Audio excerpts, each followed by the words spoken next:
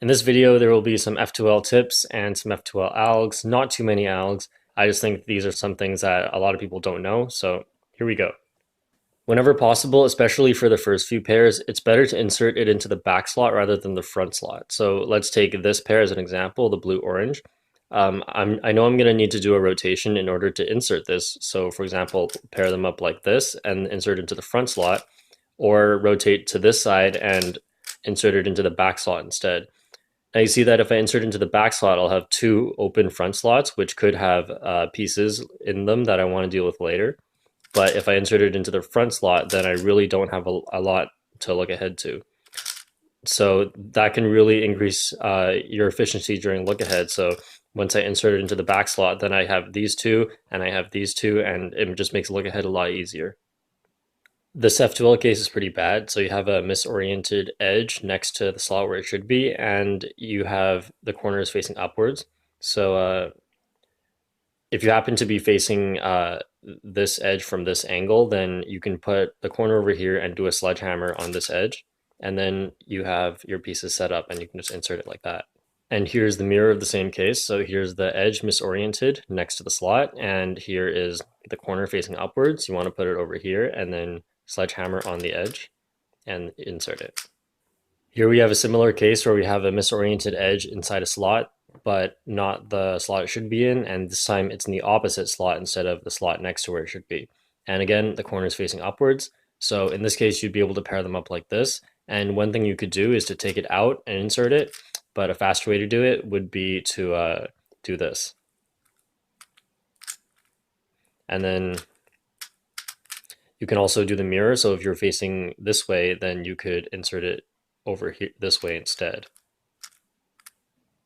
So this is definitely one of the worst cases you can get in F2L. And for your last slot, there's nothing you can do but deal with it. But if you get it somewhere in the middle, you can actually get rid of this case. So if you see it while doing a different pair, then and you need to do something to pair this up, like these aren't paired up yet, then you can actually just break up this slot in order to pair these up. So for example, normally how you might do this one is like you want to use this slot, you want to break this slot in order to pair it. That's how you normally do it for at least if it was the last slot. But then right here, instead, I can use this slot and just do that.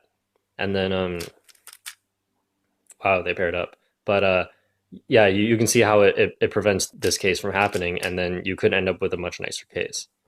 So my general idea for F2L algs is I don't want to do too many of them because, first of all, it's hard to memorize them, I guess. But also, if you use ones that have like wide turns, like wide Fs or like wide side turns, and or like X rotations, Z rotations, that makes look ahead a lot harder. So if you're doing it for your last slot and you're doing it for a specific reason, like orienting edges or like preserving something, or I don't know, then that's okay because you don't really need to look ahead and you're doing it to speed up yourself. But if it's somewhere in the middle, then usually it's better to go for the simpler option. At least that's my opinion. There are some times where using an alg is just like using a different alg that's very not intuitive is like a good thing. But there are cases where you should probably just go for the simpler one that makes it easier to look ahead. So I also like to avoid L2s and R2s when possible. Sometimes not possible, but like by R2, I mean like R2 that brings this edge to the top, because then you're kind of hiding some pieces that you might want to look ahead to. If it's an R2, like you start by doing this and then take that out, and then R2 as in like R prime to fix this, and then another R prime to take the other slot out, then that's a different sort of R2, if you know what I mean. Anyway, here's a case where I discovered an alg a long time ago, but I realized that a simpler option is better. What I do right now usually is insert the corner and then do this case, which is really simple and really easy to look ahead to.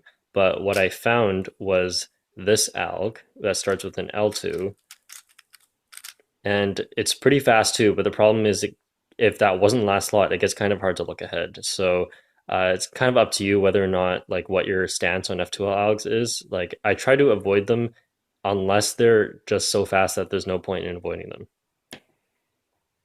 So this is one example of when I don't avoid an F2L alg because this one is so good, and I guess it hinders look ahead a little bit, but like it's okay. It's just really fast.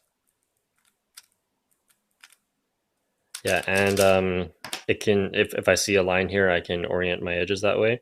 So so just because it's so fast, it's like okay, it hinders look ahead a little bit, but I get I guess I can get used to it. But then there's some other cases where look ahead gets really bad, so it's better to just go for whatever is the simpler option. If you have any questions about anything or anything was confusing, of course you can leave a comment. And I hope this video was helpful. See you next time.